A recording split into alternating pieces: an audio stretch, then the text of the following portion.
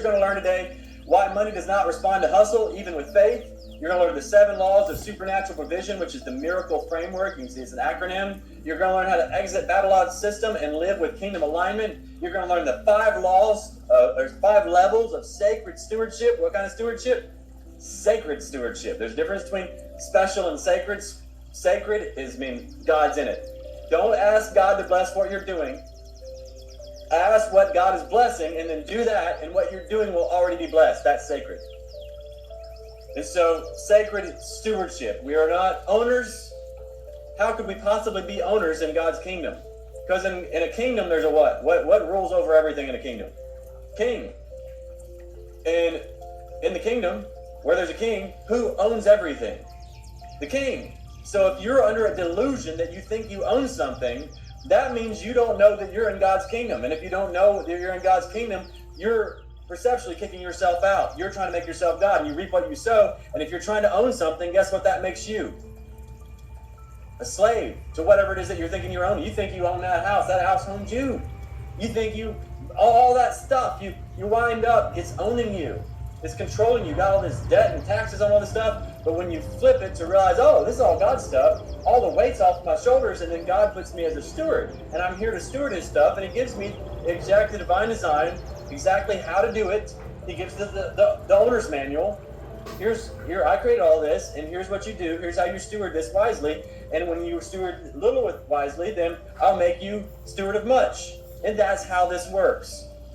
And then finally, what you're going to learn today is the 2 revealing questions. All right, so before we get any deeper, I don't even know if I have to say this because I probably would have already filtered out anybody that this event is not for already. But I'll go through this really quick. So it's not for people who want to get rich quick formula, manifestation tricks, or spiritualized hustle. It's not for anyone looking for prosperity without alignment, consecration, or responsibility. It's not for those who are unwilling to challenge Babylon's conditioning around control, certainty, and identity. It's not for people who want God to fund their ambition, but they're not willing to surrender the order of their life.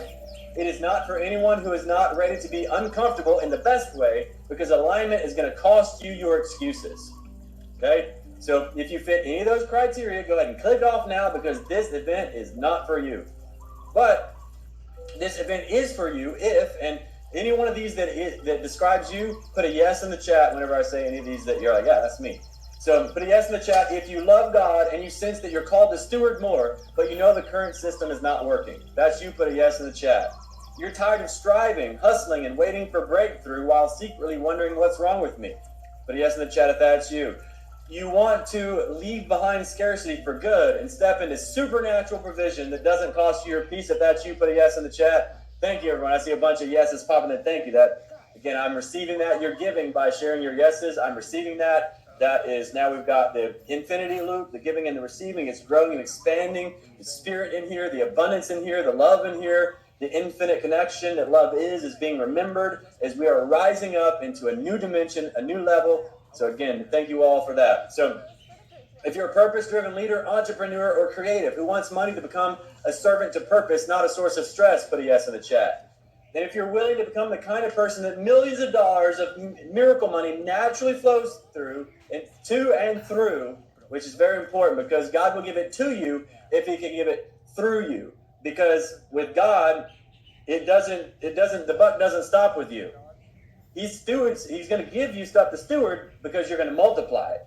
And other people are going to get blessed when you receive. So if you're willing to be someone that God can pour millions of dollars of miracle money into, because it will not stop with you but begin with you, put a big giant yes in the chat and then repeat after me. Everyone gets blessed when I receive. Everyone say, I am blessed to be a blessing. Why are you blessed? To be a blessing.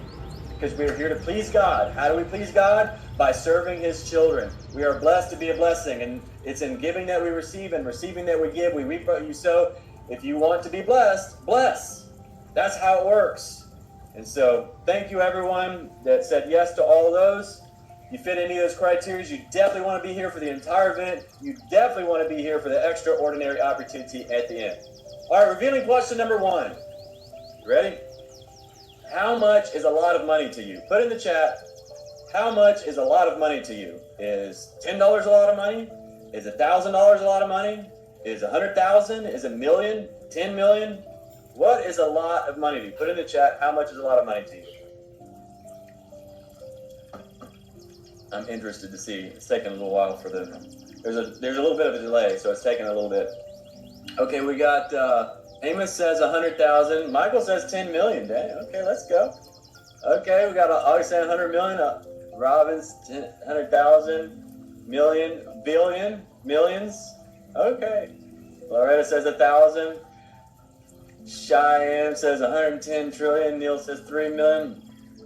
Okay, well, that's not what I was expecting.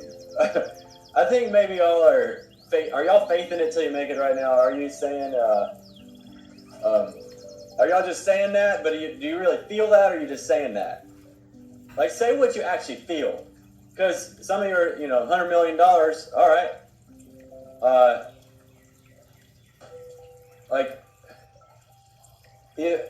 I'm just trying to put this in perspective so we can get a real, because that doesn't feel real. It feels like y'all are making some stuff up right here.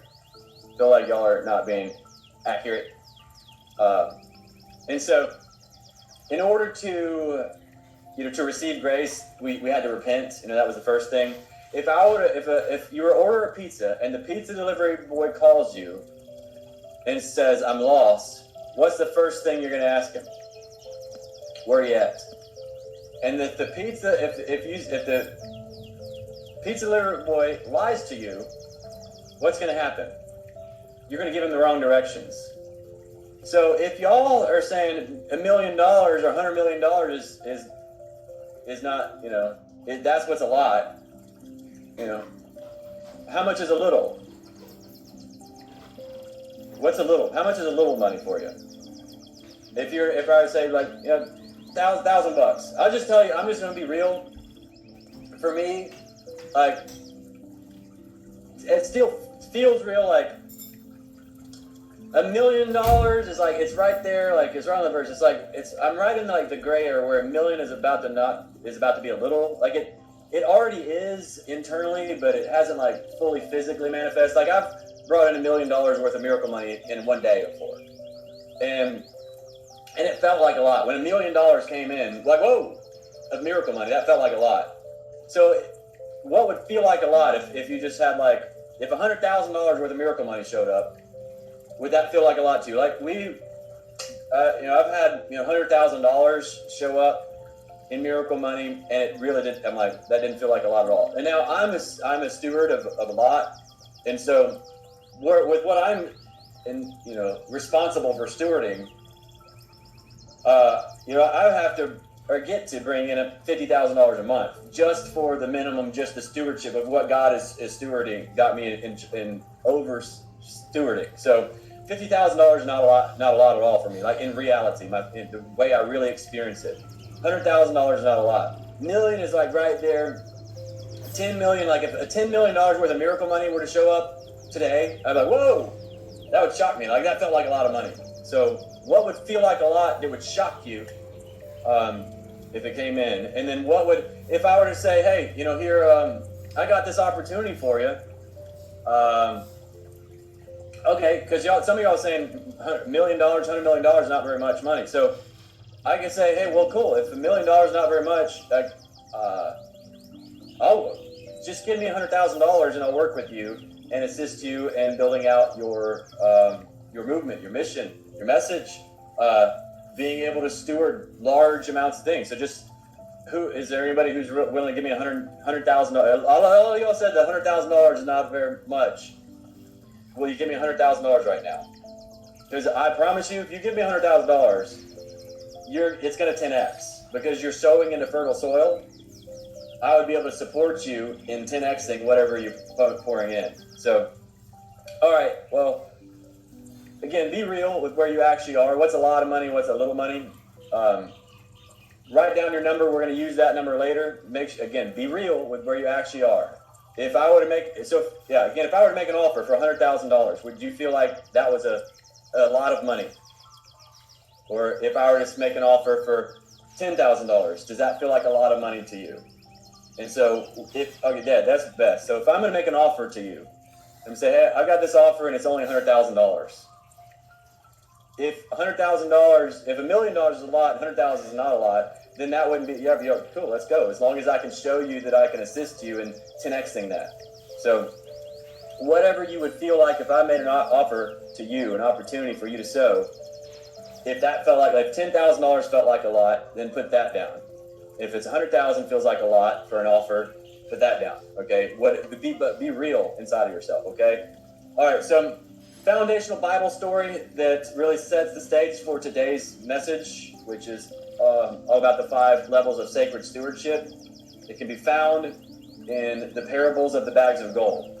Again, this is Jesus speaking. It will be like a man going on a journey who called his servants and entrusted his wealth to them. To one he gave 5 bags of gold, to another 2 bags, to another 1 bag, each according to his ability. Then he went on his journey. The man who had received 5 bags of gold went at once and put his money to work and gained 5 bags more. So also, the one with 2 bags of gold gained 2 more. But the man who had received 1 bag went off, dug a hole in the ground, and hid his master's money. I'm going to keep reading this, but just something just came up as I was reading. Okay, here's it is. Here's the real litmus test to register. So, it appears without, though it is within. Your mirror doesn't lie. And so you can tell what is a lot of money and little money to you by what your mirror is showing you. So if you're having $100,000 a month show up, then that's probably not a lot of money. Probably $500,000 would be a lot of money. If you've got $100,000 a month just showing up in your reality, you're receiving that. You're being placed as a steward of that. If you're only stewarding like $10,000 a month, that means, if you put like $1 million as a lot, you're fooling yourself. Your mirror's not going to lie to you. It's showing you what you think a lot of money is. So however much money you're receiving a month, that's what you think is like a normal amount of money. So if you're bringing in $10,000 a month, if you're bringing in $100,000 a month, you're relating to $100,000. Okay, that's like normal. If I was only bringing in $50,000 a month, that's not very much money. That's not enough. If I'm bringing in $1 million, that's pretty cool. That's more than I was expecting. Okay, so that's what you need to be real with yourself. Look at your mirror, and look at your mirror for real. Don't hide it. Don't put a bunch of makeup on and be like, no. Don't put on like a little girdle or something. Like, no, I'm not fat. I think that's what it's called, a girdle. No, I'm not fat at all. If you took that thing off, it would be popping out. So be real when you look at your mirror. Okay? So whatever amount of money that's coming in monthly, that's what you think is normal. So what you think would be a lot is, more than that. Okay? Great. So, all right, back to the parables of bags of gold. Moving on. So after a long time, the master of those servants returned and settled accounts with them. The man who had received 5 bags of gold brought the other 5. Master, he said, you entrusted me with 5 bags of gold. See, I've gained 5 more. His master replied, well done, good and faithful servant. You have been faithful with a few things. I will put you in charge of many things. Come and share your master's happiness. The man with 2 bags of gold also came. Master, he said, you entrusted me with 2 bags of gold. See, I've gained 2 more.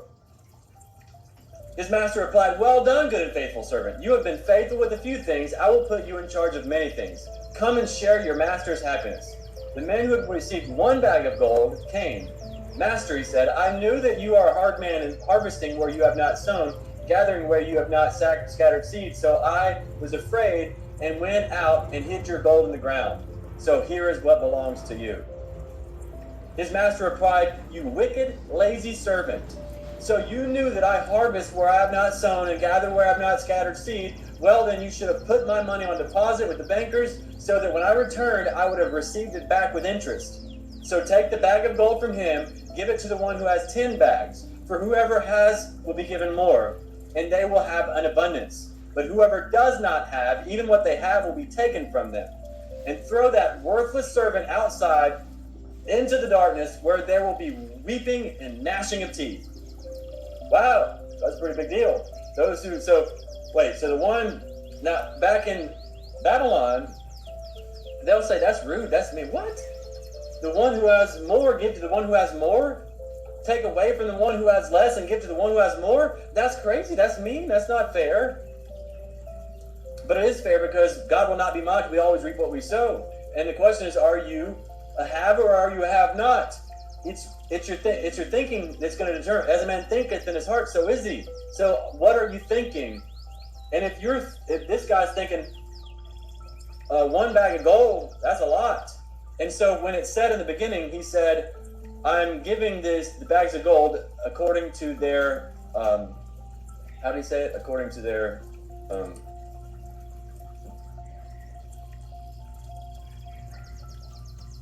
I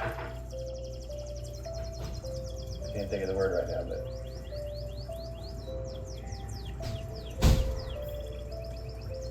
where was it? According to his ability. So he's giving to each one according to his ability. And so the one that he gave the 1 bag to, his ability was only for 1. And so because that one, he thought 1 was a lot. And he hoarded that 1 because he thought 1 was so much.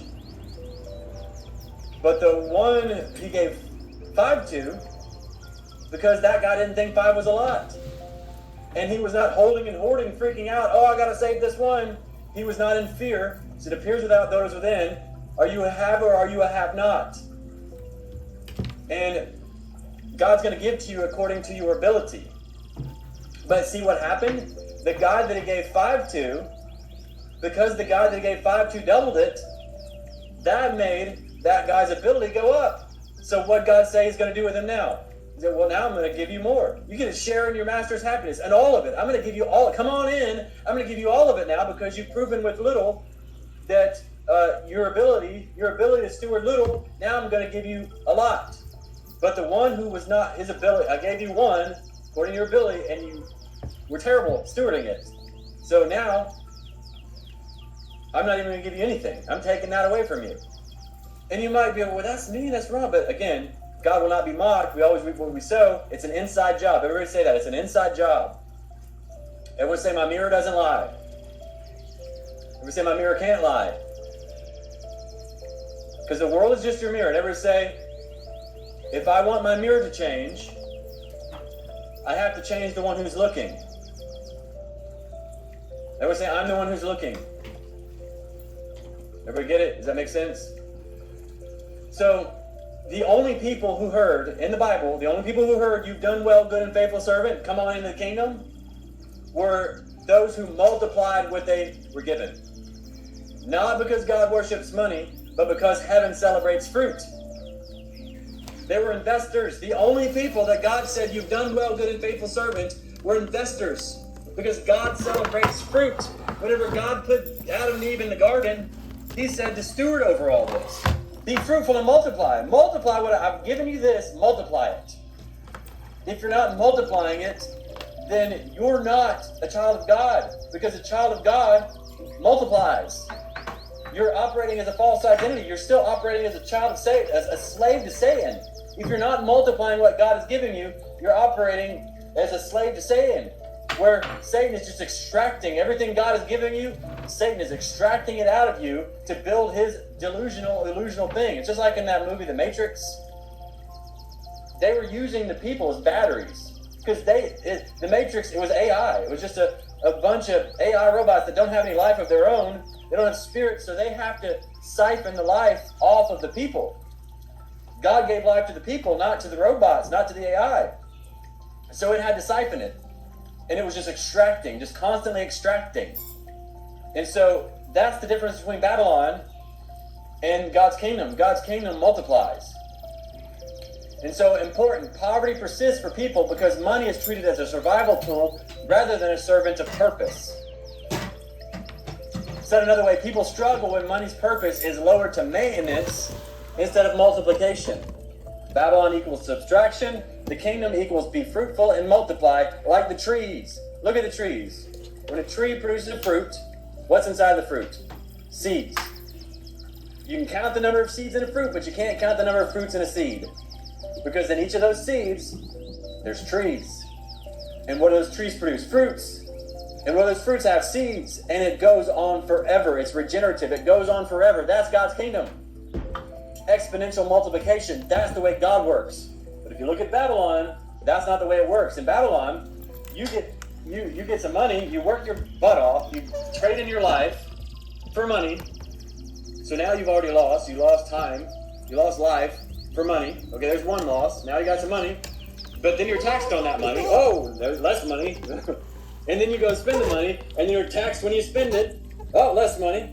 And then the person that got it, they're taxed when they receive it. Oh, less money. And the supply just dwindling.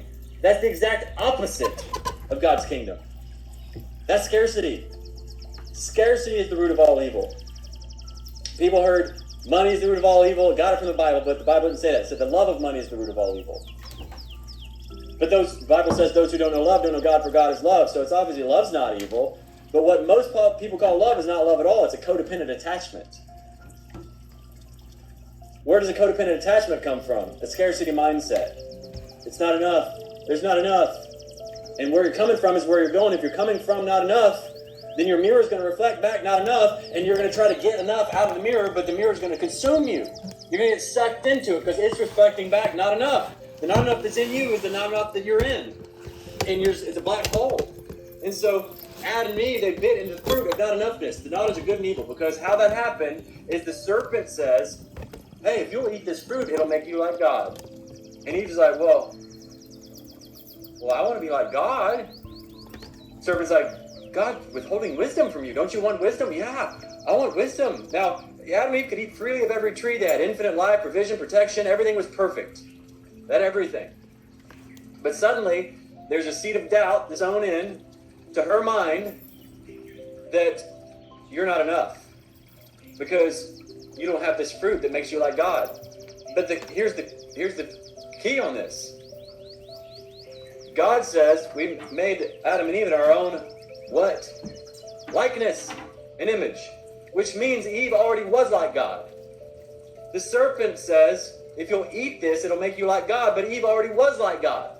So she left what was real in the pursuit of what appears to be. So she's like God, she's enough, and her mirror is reflecting back, it's enough, but suddenly, she's not enough. And that one fruit, the only fruit that she could eat freely of every tree, like God stacked everything in favor of us winning, of staying in abundance. Like, it was very difficult. Like, she had to go right on past everything to get to the nothing and give up everything for the nothing. And so she had to believe the lie that she was not enough because she was not like God. She was like God, and the lie was, I'm not enough and I'm not like God, but she is like God, so she is enough. But she believes she's not enough on the inside, so of course on the outside, well, I guess I need to get something so I can become enough, and where you're coming from is where you're going, so she came from not enough, reached out for the fruit, bit it, and now when you believe it, you perceive it, but when you take the action, you receive it. Faith without works is dead. But also fear without works is dead. So she was afraid she was not enough. She acted from that fear, took the bite to receive the reality. She walked through the door into a false reality, and then Adam followed her in, and then we were born into that sin. But the sin is scarcity. It's a scarcity mindset. And so it's time to spit out that scarcity seed and start to grow Be not conformed to the patterns of this world. Be transformed by the renewing of your mind. Start to renew your mind with abundance. Because abundance is the root of all good. Because God is good. And He created infinite abundance for all of us to eat freely of every tree. Have eternal life. Everything is good. It's abundant. And it's time for us to return to that. That's what you're being called into right now. He just wants to give you everything. Will you let Him give you everything? Or are you going to keep blocking your blessings with your beliefs? So just to make sure it sticks, poverty is not caused by a lack of money. It's caused by shrinking money's purpose to survival rather than service. Purpose of money was supposed to be for service. Babylon is backwards. In Babylon, people love money and use people. But in the kingdom, it's the opposite. We love people and we use money to serve the people. Does that make sense? All right, so let's do a poll. Which best describes your current experience with money? And again, be real. The pizza delivery boy, if he lies, then you're going to give him the wrong direction. So I'm going to start a poll right here. There should be a link popped up in the chat. Can you guys see a link in the chat right there? And it's the poll. So go in there and pick which one is like in reality, don't make some stuff up that's disconnected from reality where you're at right now. We're talking about right here, right now, in this very moment. What is your mirror reflecting back to you? Which best describes your current experience with money? If you look in your mirror right now, is it money is fragile or is stressful and fragile? Is it money is present but feels heavy or complicated? Is it money feels mostly peaceful or ordered? Go ahead and start filling it up. All right, so it looks like right now, and we'll give it about 30 seconds. Right now, we've got money is present but feels heavy or complicated is in the lead. Oh, now money feels stressful or fragile is in the lead. Okay. Money feels mostly peaceful and ordered is behind. Looks like stressful or fragile is taking the lead right now. 41%. And your vote matters, everybody. It's important. Just stay engaged with here. You get back what you put in. So we get to see where we all get a feel for our collective right now. Okay, now the money is present but feels heavy or complicated is now taking the lead. I'm going to give it 10 more seconds. Get your votes in.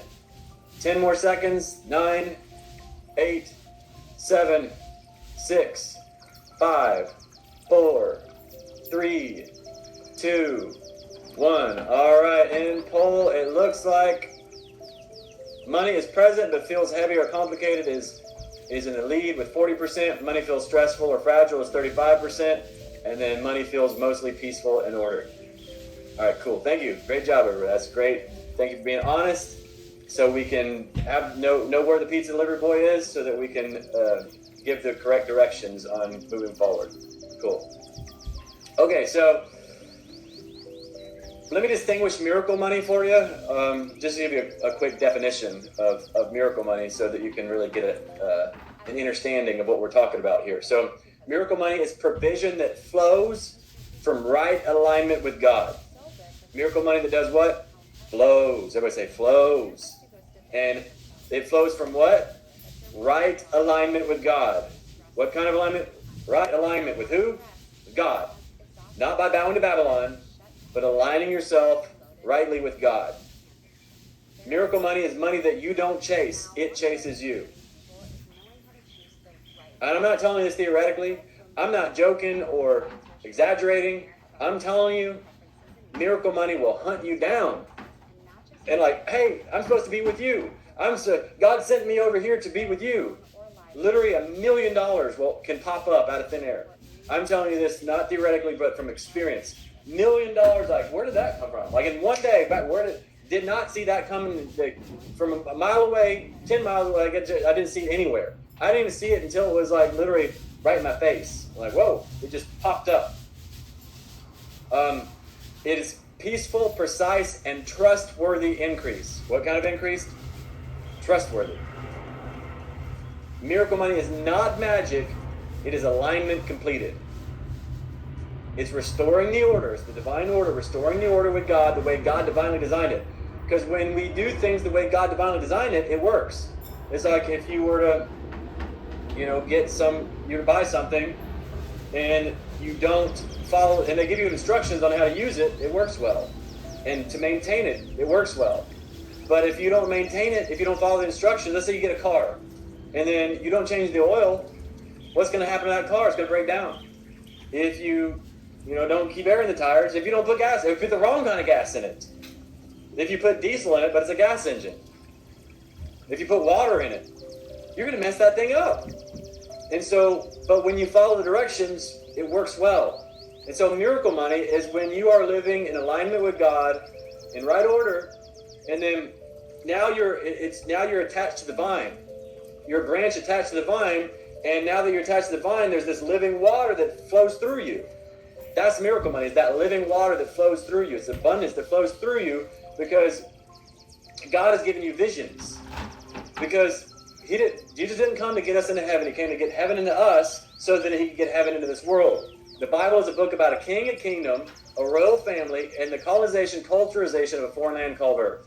The Bible is a book about a king, God, a kingdom, heaven, a royal family, us, humanity, and the colonization, culturization of a foreign land called Earth. So as the Lord's Prayer, it says, on earth as it is in heaven. It's not about getting to heaven. It's about getting heaven here. That's why God created. He created all of creation. He created creation as an extension of heaven. And he created humans to rule over it, to establish his kingdom on earth as it is in heaven, to bring his culture, his heavenly culture, into the earth, and to expand eternity, heavenly eternity, into earthly time, to bring heaven eternity into earthly time. That was the whole purpose, and we were meant to be the kings and queens over creation. And God gave us these orders on how to do it, for everything to work. We disobeyed the orders, and then everything starts breaking. And then we have entropy, where in entropy, it's a law of the world that we were born into, where everything just gets worse. The longer it jumps, it just gets worse. It just disintegrates. Things start to fall apart. In the beginning is the best. That's the way the fake artificial world works, but God's world is the opposite. It just keeps getting better and better. And so it's about coming into alignment, following the owner's manual, how God said that you do it, how God said to steward it. And when you do that, and you're faithful with the little, he pours more. And he's got this vision for you on what he wants to build through you. The world that did anybody feel like you were born into, you got dropped off on the wrong planet? Like, what is wrong with these people? Why is there so much war and death and destruction and hate? Why is there just so much suffering? I got dropped off on the wrong planet. Well, no, this was the right planet, but the world that you were born into is not the world that we're meant to leave behind. If you were not born into a wealthy family, make sure, if you didn't come from a wealthy family, make sure a wealthy family comes from you. Because as the Bible says, a good man leaves an inheritance for his children's children. There is no success without succession. Don't store it for yourselves, but do store it for generations to come. Everything in the Bible is all about succession. It's all about leaving an inheritance. It's all about inheritance. It's all about building so the next generation gets something better, not worse. And so we can only do that. We're in alignment with our assignment. When you're in alignment with your assignment, God gives you a vision, and then he gives you provision for that vision. You become a professional visioner because that vision is his baby. He planted a seed inside of you, and you're meant to birth it and grow it. And so that vision is his child, and he will give you child support for that vision, for that baby, for his child. And so he gives you provision for that vision. But that's why you've got to get in alignment and become a God steward, and then he starts to pour into you. So I'm going to give you just really quick a few examples. Many of you probably are. Who here is this the first time you've ever been to any of my events, by the way? There's most of you, I'm sure, have been to my events. If you've ever been to my events before, say yes. If you haven't, say no. And I just kind of want to see how many who are new here. But most of you have probably heard most of my stories already. But we'll just see. If you've never been to an event before, put no. If you've been to my events before, yes. Wow, there's already no, first time, no. Wow, okay. A lot of no's. That's interesting. Wow, that's interesting. Okay, well, welcome. Congratulations for making it here. Okay, so a lot of yeses too. But, all right, so I'm just going to give a few quick examples of miracle money. One, I got a property for $10. How this happened, I used to be a broke, ignorant, blackout, drunk, evangelist, atheist, beach bum. I'm not going to go through the whole journey. It was a crazy story. You can find it. You can go get my book for free at findyourpurposebook.com. You can go download my book that I wrote 10 years ago, or it was written through me. I was on a 40-day fast that came through me. And it's about the 5 levels of consciousness. Today we're doing the 5 levels of sacred stewardship. But that book is about the 5 levels of consciousness. It's got my whole journey in there from 10 years ago. Like, there's a whole other journey in the past 10 years, but that's a good foundation. Can somebody put in the chat there, findyourpurposebook.com, so people can go download that for free if they'd like to get the journey? Fine, I'll put it, yourpurposebook.com. There you go. You can go download my book for free right there. Even get the audio. Okay, so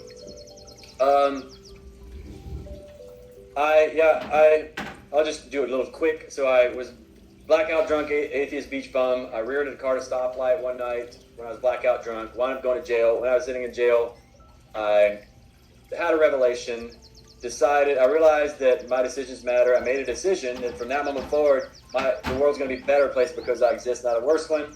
Didn't know how that was going to happen. Like, well, I can't even take care of myself, let alone anyone else. So what am I going to do? I still wasn't like really believing in God yet, but I was like starting to open up to something more supernatural kind of. And I was like, well, how am I going to do this? And God's plans always never make sense. I would have never in a million years guessed that the answer to my prayers was going to be an infomercial. I was flipping channels one night, and this little Italian guy pops up on TV named Dean Graziosi. He says, have you ever in your adult life felt like you should be further along than you are right now? I'm like, dude, that's exactly how I feel. He says, if I give you this one thing that would change your life forever, do you want the thing? I'm like, yeah, I need the thing. I just made a decision. And so this has to be what I was asking for. And yeah, I want the thing. He's like, well, give me all your money. I'll give you the thing. I'm like, well, I don't. That's not the words he said, but that's what I heard, because it was $10,000. And back then, $10,000 was a lot of money for me. It was like more than a lot of money. I'm like, I don't know, $10,000? He was selling no money, no credit real estate investing. I qualify. I don't have any money or credit. And so, but what I learned back then is it's never a lack of resources. It's only ever a lack of resourcefulness. And so that's back to the Jesus quote where he says, those who have will be given more. Those who have not, even what they have will be taken from them. And so I became resourceful, wound up getting the $10,000, signed up for the program, and for 6 months, didn't do any deals. I was worse off than before I started. But after 6 months, my identity shifted. It's a long story. I'm not going to tell you all of that right now. But my identity shifted the very next day after my identity shifted, because remember, it's an inside job. It appears without, though it is within. The mirror is a reflection, a projection of who you perceive yourself to be. If you want your mirror to change, you've got to change the one who's looking. Your I am is everything. So what is your I am? Are you an I am abundant, or are you I am broke? I am a beach bum, or I was shifting my identity from I'm a beach bum to a successful real estate investor. It shifted in an instant, because all change happens in an instant. How fast? In an instant. The moment you decide. The moment you do what? Decide, which means to cut off from all other options, and now you're no longer double-minded. It's done. And so it was done on the inside in an instant, in a moment. The very next day, after 6 months, the very next day, I got my first deal, made $17,000 off the first deal, then got my second deal, made $70,000 off of it, and then it was on like Donkey Kong. I was like, within 18 months, I'd made $400,000, started with no money, no credit, no clue. Within 2 years, I built a multi-million-dollar empire. And so that was a journey in building that, and then from there, I'm an all-in guy. You know, I was blackout drunk. I wasn't drunk. I was blackout drunk because I'm all in. So then when I went spiritual, because I made all this money, I'm like, okay, everybody's miserable. I'm giving everybody everything they ever wanted, and they're all more and more miserable. So obviously this isn't the answer. So what's the answer? So that's when I became spiritual. A pendulum swung, went all the way. You know, again, did 48 fast. Went from homeless to homes to homeless again. And so when I went back to homeless again, that's when I met my wife, Mel. And she took me in. She had a little one-bedroom apartment. She takes me in, and I've got negative bank account, $34 in my pocket, and we've got eviction notice on the door. And at this point, I'm like, you know, I'm fine because I'm spiritual, right? I don't need money. I'm cool. I can go live in the woods, but I'm like, I don't want my family to have to deal with that. I can't. And I'd made a decision that the world's going to be a better place because I exist, not a worse one. And in this moment, I realized one of the selfish things on the planet to do is be poor. Because when you're poor, you can't even think about anybody else. You're just like, I gotta get my next meal. Like all you can think about is you. Does that? You know, you can't overflow in anyone else. So the most selfish thing, I'm in the most selfish predicament I could possibly be. I'm thinking I'm here for other people that I can't even take care of myself, let alone anyone else. So this isn't working. So I'm like, God, I'd already submitted my life to God. I said, I will never do anything for money ever again. I could do my real estate formulas and go make money, but I'm work for you, God. I'm not going to do formulas. I'm not going to be self-reliant. I'm God dependent. And God, money is not my God. You are my God. And I need to pay these bills. What do, God? All of a sudden I get an email from one of my old private lenders. I'm like, it was like pretty much immediate. I'm like, wow, look at that. That was cool. Thank you, God. Ask and ye shall receive. So he's like, come over to my house. I'm like, cool. this guy, I know he's got millions of dollars. I go over to his house. I'm really like, I don't know what the deal's going to be, but I know I'm about to get some money. And he sits me down and he says, I want to sell you a piece of property. I'm like, sell me a piece of property? I thought I was coming here to get money, not give money. Okay. This guy doesn't know I'm a have-not right now. That's what I'm thinking. But I'm like, oh, wait, no, I'm a have. I got to be a have. And he's like, he tells me about this property. He says, God told me, and this was actually the first guy that he took me to church back. I was an atheist, and when I was doing real estate, he actually started taking me to church. He's a 94-year-old war veteran. And so he told me that God told him to sell me this property. And he says, will you buy it for me for $1,000 tomorrow? I'm like, well, I ain't got no money. But those who have not, even what they have will be taken from them. So if God places the order, he's going to write the check. God, am I supposed to? And God says, yes, you're going to buy this property. And the guy says, shake my hand. I said, okay. I shake his hand. And then I'm like, all right, I'm walking out of his house. I'm like, all right, I got to come up with $1,000. Again, I got negative bank account, $34 in my pocket. I got to figure out how to come up with $1,000. And I started thinking about my friend Todd. I'm like, oh yeah, Todd. He would loan me the money on this. And then all of a sudden Todd calls me. Before I even leave the guy's house, I get a call from Todd. I'm like, dude, I was just thinking about you. He's like, yeah, why? And I tell him about this property. I was like, will you loan me this money? He's like, yeah, I'm in here. Yeah, for sure, I'll loan you the money. $1,000. This is a $200,000 property, for sure. And so I'm like, bang, look at that. Got the money that quick. That was easy. That was a miracle. Well, then the next day, I wake up and I get in the shower and I hear God say loud and clear, he says, you're not going to buy the property for $1,000 today. You're going to buy it for $10. I'm like, what? I'm not getting a good enough deal already? He says, yes, but you work for me and Todd doesn't work for me. Todd works for himself. And if you borrow the money from Todd, you're going to have to split the profit with Todd, but I need you to have all of it because that is provision for the vision that I've given you. You work for me and you got to go build for me and you can't split that. I need you to have it all. And so I need you to buy the property for $10 because you've got $34 in your pocket. You got $10, you can buy it free and clear.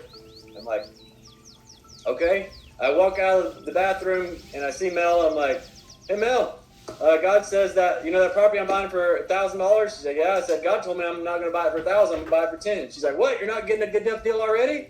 I'm like, that's what I said, but God told me that I need to get it for 10. And she's like, well, how are you going to do that? I'm like, I don't know. Ask and you shall receive. You have not because you ask not. And so I called the guy up. His son answers the phone. I was like, hey, do you think your dad would sell me that property for $10? He's like, I don't know. Let me ask him. He comes back a couple minutes later. He's like, well, yeah, he said he'd sell it to you for $10. I'm like, well, all right. So then me and Mel go to the title company at noon that day. I pull two $5 bills out of my pocket, throw it down on the closing table, and then the guy picks it up. This 94-year-old war veteran takes the $10 and he starts jumping up and down, dancing with this $10. I'm like, what is happening right now? Now, what is happening is God's plans always never make sense. That was a phrase that came through my wife. God's plans always never make sense because God's plans are higher than the ways of man's. We can't see what God's doing. And everybody repeat after me. It is not about the money. I would say when you work for God, it's never about money. It's always about being an answer to people's prayers. You got it? That's miracle money. It's always about being the answer to people's prayers. And when people are praying, it's because most of the time they got problems. And so you're an answer to their problems. And people have different problems. This guy, he had a problem. His problem was he was planning on dying soon. And he only wanted to leave cash flowing commercial real estate property to his children because a good man leaves an inheritance for his children's children. And he's like, if I leave anything other than cash flowing commercial real estate property to my children, it's probably going to end there. It's going to fall apart. But I know this works. And so I want to hand this down to my children so it makes it all the way to my children's children. And this is not a cash flowing commercial real estate property. And I don't think I'm going to be able to rest in peace unless I get this thing handled. And so he said, I went to my attorney and said, I want to flash sell this for $100,000 so I can just be done with it. The attorney says, no, you paid $175,000 for it. You're going to have to bring $50,000 to closing in order to sell it. And if you just put $1 million into it, you can make $2 million. So I'm not going to let you sell that. Well, the reason that the guy was so happy that he got the $10, he was happier getting $10 than $1,000. Anybody want to take a guess why he was happier selling it for 10 than 1,000? Because when he got that $10, he just could not wait to go back to that attorney. He's like, John, I don't think my attorney knows that he works for me. I think he thinks I work for him. And he just could not wait to go back to that attorney and say, hey, you know that property that I want to sell for $100,000 and you wouldn't let me? Yeah? Well, I was thinking about selling it for $1,000 just to rub it in your face. But I didn't sell it for $1,000. I sold it for $10,000. And he just could not wait to go say that to that guy so that he could rest in peace. So can you see it's not about the money, it's about being the answer to people's prayers? I wasn't answering his prayers and he was answering mine because we were both God people working for God. So right at now, by the way, one of the very important keys is I was tithing on point all the time. Because if you want to tap into unconditional receiving, you better be unconditionally giving. And if you're not tithing, you're not unconditionally giving. That is the unconditional giving. That's when you bring God on your team. Okay, look, God, you're first. Money is second. God's first. Money is not my source. God is my source. So I'm taking my first and best 10% and giving it to God. That's just the cost of doing business with God. Here you go. Automatic. Here you go. Then, so I already had that in place. That's good. But what I did, though, I was always a little bit excited about tithing. I love tithing. And so I got a little bit overexcited about tithing, and I tithed on money that I brought in some money, but it was going through my bank processor, and it didn't get in my account yet, so I tithed on money I didn't have yet. So I needed, so that would took me in the negative. But it's okay. You can't outgive God. If you don't have enough to feed the need, then what you have is a seed. So it's looking like I'm going backwards. I got negative bank accounts, $34 in eviction notice. And now I've only got $24. Looks like I'm going the wrong way, right? But no, you don't have enough to feed the need, then what you have is a seed. So I sowed the seed. And remember, the only people that God ever says you've done well, good and faithful servant to is investors. So I invested. Here you go. I sowed my seed.